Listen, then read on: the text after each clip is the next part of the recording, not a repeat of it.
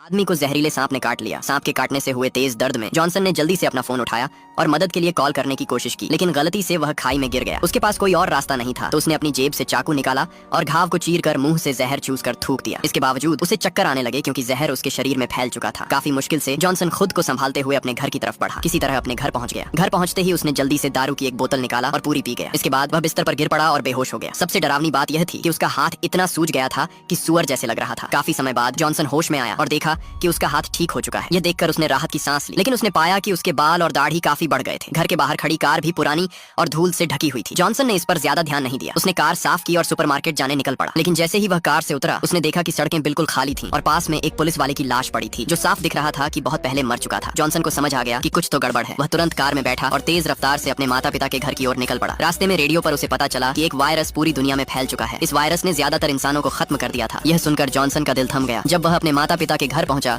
तो देखा कि डाइनिंग टेबल पर रखा खाना सड़ चुका था। उसका मन घबरा उठा। धीरे धीरे उसने बेडरूम का दरवाजा खोला और देखा कि उसके पिता की लाश बिस्तर पर पड़ी थी और उसकी माँ की लाश बाथरूम में थी। यह देखकर जॉनसन का दिल टूट गया। फिर उसने खुद को संभाला और अपने माता पिता की लाश को दफन किया। अगले कुछ दिनों तक वह घर में खाली खाली सा घूमता रहा। फिर एक दिन उसके मन में ख्याल आया, एक बूढ़ी जादूगरनी की नाक स्टूल में फंस गई थी। एक लड़के ने उसकी नाक बड़ी सावधानी से बाहर निकाली। जादूगरनी की 8 मीटर लंबी नाक अब आजाद हो गई। लड़के की मदद से खुश होकर जादूगरनी ने उसे जादुई जूते दिए और जूते के बारे में बताया कि यह इतने खास है कि एक छलांग में लाखों मील दूर पहुंचा सकते हैं। लड़के ने उन्हें आजमाने की कोशिश की, लेकिन जूते इतने तेज थे कि पैर हिलाते ही वह उड़ने लगा। उसने एक खाली जगह चुना और उड़ने की कोशिश की, लेकिन पेड़ से टकरा गया। उसने सोचा कि वह थोड़ा आराम करे और फिर राजकुमारी के साथ अपनी खोज पर निकल पड़े। शाम हो चुकी थी। दोनों ने एक गुफा में रात बिताने का सोचा। आधी रात को लड़का राजकुमारी के खर्राटों से जाग गया। उसने मिट्टी से अपने कान बंद कर लिए। तभी गुफा में सफेद धुंध भरने लगी और राजकुमारी अचानक खड़ी होने लगी। लड़के ने देखा कि राजकुमारी कठपुतली जैसी चल रही थी और कहीं दूर जा रही थी। उसने तुरंत उसका पीछा किया और गुफा के बाहर एक अजीब आदमी को धुन बजाते देखा। राजकुमारी उसकी धुन के वश में थी। आदमी ने लड़के से पूछा कि वह उसकी धुन से क्यों नहीं फंसा। लड़के ने डर के मारे नहीं बताया